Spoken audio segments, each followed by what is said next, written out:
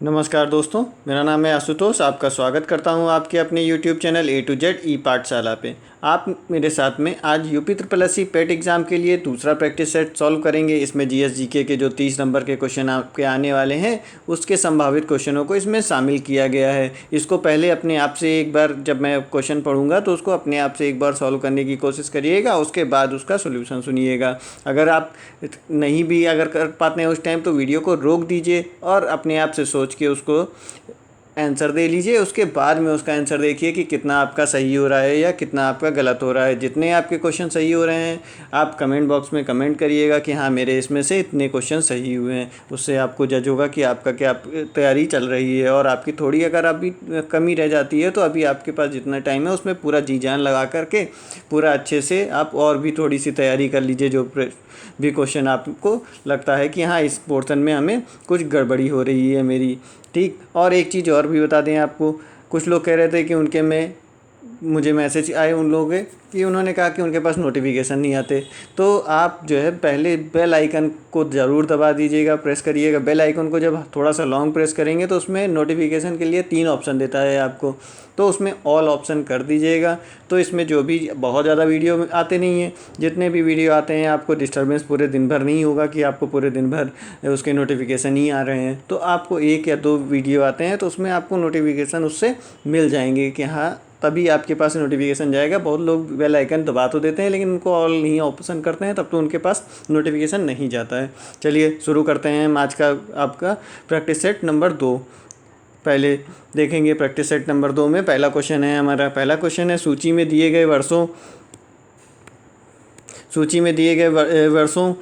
का मिलान सूची में 2 में दिए गए अकबर के शासनकाल की मुख्य घटनाओं से कीजिए तथा नीचे दिए गए विकल्पों में से सही उत्तर चुनिए। ये चीज़ को मैंने आपको पूरा अच्छे से बताया हुआ है। जिसने वीडियो ना देखा हो इसको देख लीजिएगा जाके।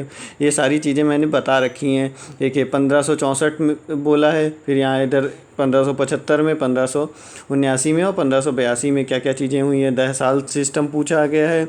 और इसके बाद 1564 में होता है जजिया का उन्मूलन, ये हो जाएगा आपका सी से। फिर उसके बाद 1575 है, 1575 में होता है इबादत खाने की स्थापना, ये इसकी आपको मैंने टेबल भी दे रखी थी। फिर 1579 में मजहर की घोषणा होती है। कौन से ऑप्शन पे है? बी पे है, ये हो गया। फिर उसके बाद 1582 10 साल सिस्टम आखिरी बचा, वो तो यही हो ही जाएगा।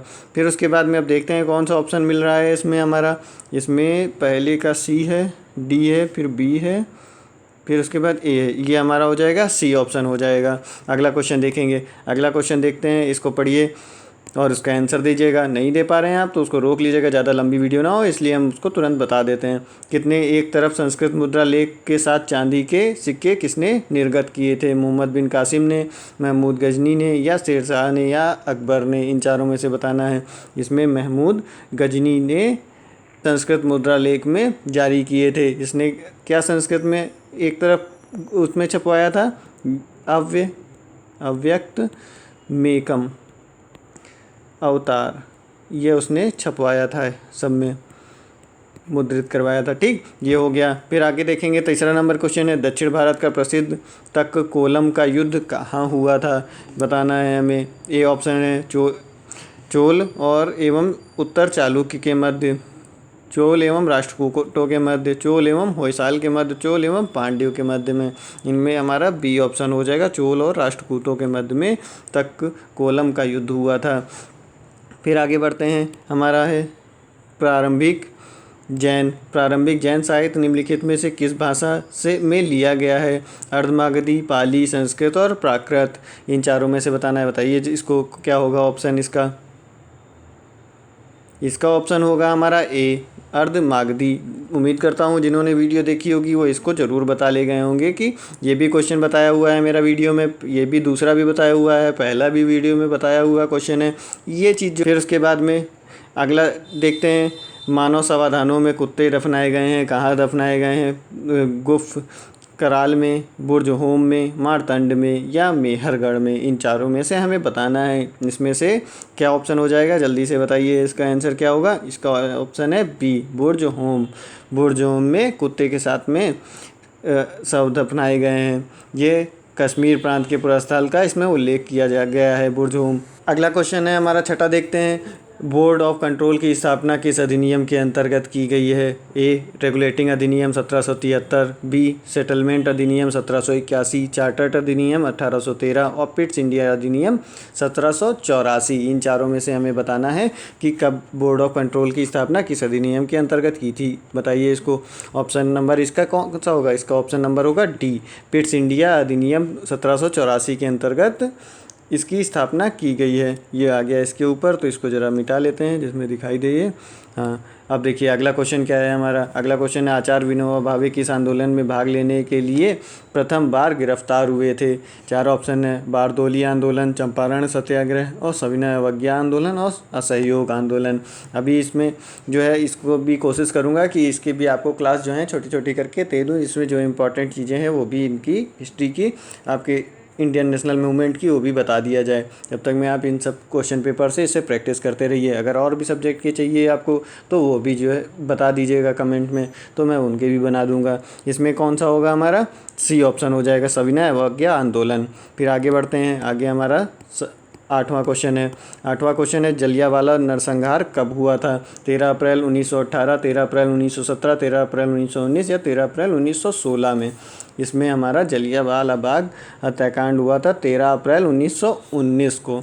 इसमें ऑप्शन नंबर सी सही हो जाएगा। फिर आगे चलते हैं, आगे इसमें बढ़ेंगे। इसमें एक चीज़ और भी आपसे पूछी जाती है, वो इसमें पूछा जाता है कि किसने करवाया था? तो जनरल डायर ये था, इसने गोलियां चलवा दी थी। ये भी बहुत बार पूछा जाता है। फिर अगला देखेंगे, बंगाल के विभाजन को किस वर्ष रद्द किया गया था? बंगाल का विभाजन 1909 ईस्वी में किया गया, या 1910 ईस्वी में रद्द किया गया, या 1911 या 1912 में? इसमें हमारा 1911 होगा। 1911 ईस्वी में इसको रद्द किया गया था। कब? 12 दिसंबर। पूरा अगर आ जाए तो पूरा इस तरह से हो जाएगा, 12 दिसंबर 1911 ईस्वी को इसका विभाजन रद्द किया गया। फिर आगे देखते हैं, और ये विभाजन हुआ कब था? कभी कभी ये भी पूछ लेते हैं। तो ये हुआ था 16 अक्टूबर 1905 को हुआ था बंगाल विभाजन, ये भी पूछते हैं। ठीक, तो ये हुआ ये और ये हुआ ये, दो क्वेश्चन आपके हो गए इससे। फिर आगे देखते हैं 10वां क्वेश्चन, महालवाड़ी प्रथा में किसके साथ राजस्व का बंदोबस्त हुआ था? कौन सा ऑप्शन देखिए कौन सा होगा। ए है कृषकों के साथ, जमींदारों के साथ, जमींदारों व कृषकों के साथ साझा रूप में, या फिर ग्राम समुदाय के साथ समग्र रूप में।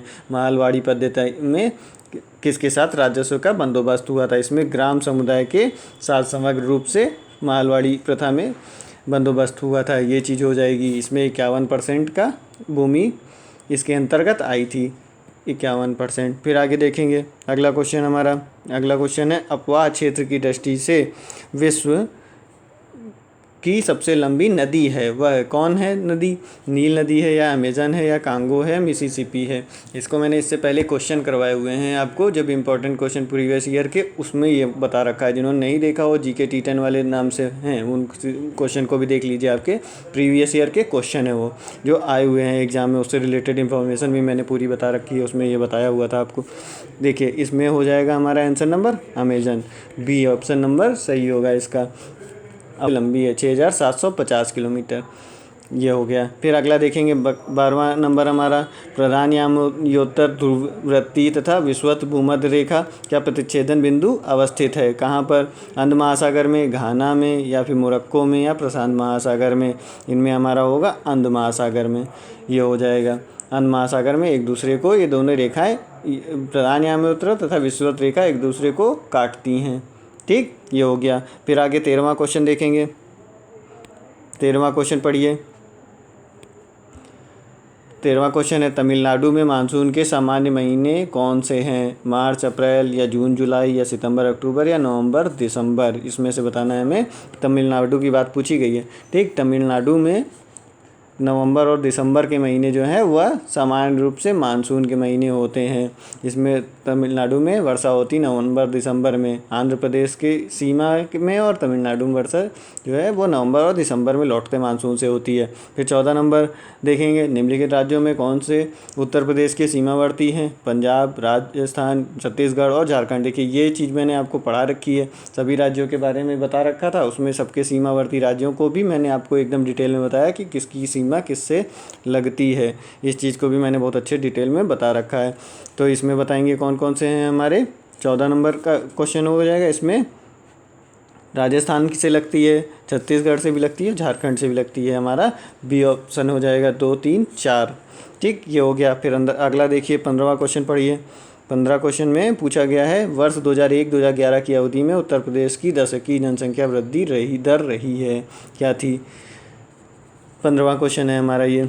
इसमें 20.46% थी, 20.09% थी, या फिर 22.19% थी, या 18.69% थी। इसमें से हमें बताना है। इसमें वृद्धि दर थी इसकी 20.09%। ये भारत की नहीं, ये उत्तर प्रदेश की दशकीय जनसंख्या वृद्धि दर थी। और जबकि भारत की कितनी थी? 17.07% थी, ये भारत की थी। और 16 नंबर देखेंगे, विशेष आर्थिक जोन सेज SEZ भी बहुत बार लिखा आ जाता है आपका, इस तरह से लिखा होगा। नीति घोषित की गई थी कब? विशेष आर्थिक जोन नीति कब घोषित की गई? अप्रैल 2000 में, या फिर अप्रैल 2001 में, या फिर अप्रैल 2002 में, या अप्रैल 2003 में। इनमें हमारा अप्रैल 2002 में SEZ नीति घोषित की गई थी। फिर अगला पढ़ेंगे, अदृश्य निर्यात इनविजिबल एक्सपोर्ट का अर्थ होता है सेवाओं का निर्यात, या प्रतिबंधित सामान का निर्यात, या अलिखित सामान का निर्यात, या फिर तस्करी से सामान का निर्यात। इसमें हमारा क्या हो जाएगा? बताइए जल्दी से इसका आंसर। मेरे मन में क्या होगा? इसका नंबर होगा ए, सेवाओं का, सर्विस का एक्सपोर्ट कहा जाता है।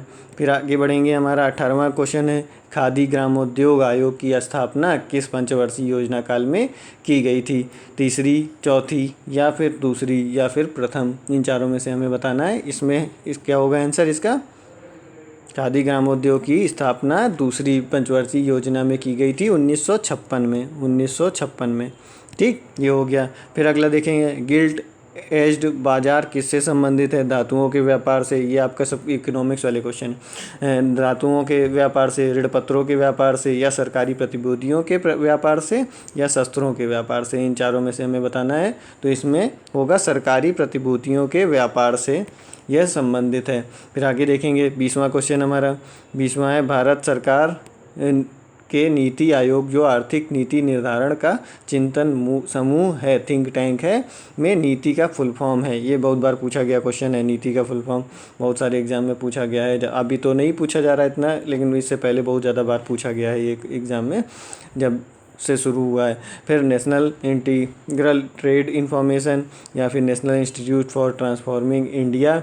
इसके अलावा फिर ये है C option, national integrated treaty institute, या डी ऑप्शन है हमारा नेशनल इंटेलेक्चुअल ट्रेनिंग इंस्टीट्यूट। इसका ऑप्शन हो जाएगा हमारा B, Rashtriya Bharat Parivartan Sansthan, national institute for transforming India. इससे ही जो है बना है नीति, NITI, इससे नीति बना हुआ है। फिर अगला 21 नंबर क्वेश्चन देखेंगे, सही उत्तर का चयन कीजिए, बताना है इसमें से कौन सा सही है। सभी व्यक्ति पंचायती राज के सदस्य बन सकते हैं, ये पॉलिटी का क्वेश्चन है आपका। वह व्यक्ति जो विधानसभा का सदस्य होने की योग्यता ना रखता हो पंचायती राज्य का सदस्य बन सकता है। 25 वर्ष की आयु वाले व्यक्ति ही पंचायती राज की सदस्यता के लिए आर्य हैं। और उसके बाद में है, वे सभी लोग जो 21 वर्ष की आयु पूरी कर चुके हों तथा राज्य विधानसभा के सदस्य चुने जाने की योग्यता रखते हों, पंचायती राज सदस्य के लिए योग्य होते हैं। इसमें हमारा डी होगा, ये इनकी योग्यता होती है 21 साल और योग्यता रखते होंगे विधानसभा के सदस्य चुने जाने की, तो फिर वो पंचायती राज वाले में चुनाव लड़ सकते हैं। चलिए आगे बढ़ते हैं। अगला है, कोई विधेयक धन विधेयक है या नहीं, इसका विनिश्चय निम्नलिखित में से कौन करता है? वित्त मंत्री करता है, राज्यसभा का सभापति करता है, या भारत का राष्ट्रपति, या लोकसभा का अध्यक्ष करता है? इन चारों में से हमें बताना है। ये क्वेश्चन भी हमने आपको जब पॉलिटी वाले पुराने ईयर के क्वेश्चन बता रखे हैं उसमें सब बताया हुआ है कि इसमें जो है लोकसभा का अध्यक्ष करता है। और जो हमने और भी बनाए थे आपको पॉलिटी के लेक्चर, वो जिन्होंने नहीं देखे हो वो देख लीजिए, उन सब इम्पोर्टेंट चीज़ें ये इसमें बता रखी हैं मैंने। इसका हो जाएगा हमारा लोकसभा का अध्यक्ष बताता है, ये किस में दे रखा है, 110(3) में दे रखा है के अनुसार, ये अनुच्छेद नंबर बताया आपको। फिर उसके बाद में 23, किसी बिना अनुमति के कितने दिन संसद में अनुपस्थिति रहने पर किसी सांसद को अयोग्य घोषित कर दिया जाता है। इसमें बी ऑप्शन है, 60 दिन में अगर नहीं उपस्थित होता है कोई लगातार तो उसको अयोग्य घोषित कर दिया जाएगा। ये निम्नलिखित में से किनको विधि के शासन के प्रमुख लक्षणों के रूप में माना जाता है, शक्तियों के परिसीमन या फिर विधि के समक्ष समता। अगला है हमारा ऑप्शन सरकार के प्रति जन उत्तरदायित्व या फिर स्वतंत्रता और नागरिक अधिकार। इसमें हमें बताना है कि कौन कौन से ऑप्शन होंगे। इसमें हो जाएगा हमारा पहला ये सही है और दूसरा सही है, चौथा सही है, ये सही है। इनमें देखना है कौन से ऑप्शन पे होगा ये, 1, 2 और 4। 1, 2, 4 और हमारा सी ऑप्शन में है, तो इसका आंसर हो जाएगा हमारा सी। ये हो गया। फिर भारतीय संविधान इनमें से किसका सर्वाधिक ऋणी है, ये चीज़ भी बार बताइए आपको। सबसे ज़्यादा हमने 1935 अधिनियम से सारी ज़्यादातर चीज़ें ले रखी हैं। ये हो गया हमारा आंसर नंबर सी। इसके बाद उसके बाद में 26 नंबर देखते हैं। 26 में रक्त होता है एक संयोजी ऊतक, एक उपकलित ऊतक या ए और बी दोनों, या इनमें से कोई नहीं।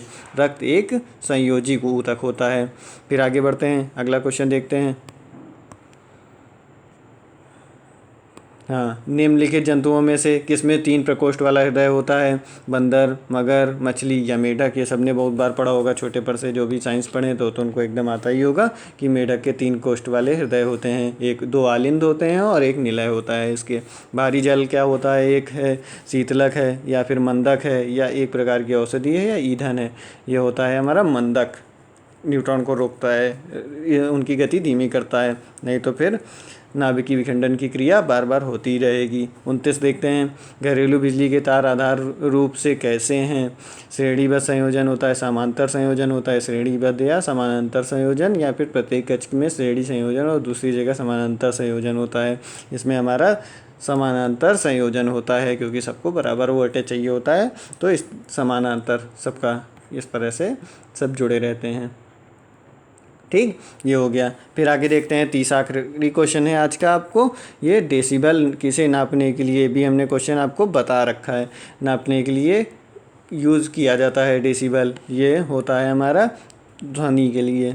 इसको भी आपको इससे पहले प्रीवियस ईयर के क्वेश्चन जो करवाए थे उसमें ये सब चीज़ें मैंने बता रखी। कौन कौन से यंत्र हैं जो ज़्यादातर पूछे जाते हैं वो भी मैंने आपको बताया था। जिन्होंने भी ना दे रखा हो, जो स्टार्टिंग की वीडियो है GK T10 वाली, उनको ज़रूर देख लें। वो पुराने ईयर के क्वेश्चन ही हैं जिनसे रिलेटेड और भी चीज़ें पूछी जा सकती हैं। चलिए अब मिलेंगे अगले लेक्चर में। जिन्होंने सब्सक्राइब नहीं किया है वो सब्सक्राइब कर लें और लाइक भी कर दें वीडियो, अगर वीडियो पसंद आई हो, और बेल आइकन ज़रूर दबा दीजिएगा और उसमें ऑल नोटिफिकेशन ऑन कर देंगे, तो फिर आपके पास सारे नोटिफिकेशन भी आएंगे, कोई भी नोटिफिकेशन नहीं छूटेगा। 1 या 2 लेक्चर आपको दिन भर में अपलोड होते हैं, वो आपको तुरंत पता चल जाएंगे कि हाँ अपलोड हो गया, नहीं तो पता चलेगा कि लेक्चर भी गायब हो गया, आपको पता भी नहीं चला। ठीक, मिलेंगे अगले लेक्चर में। नमस्कार, धन्यवाद।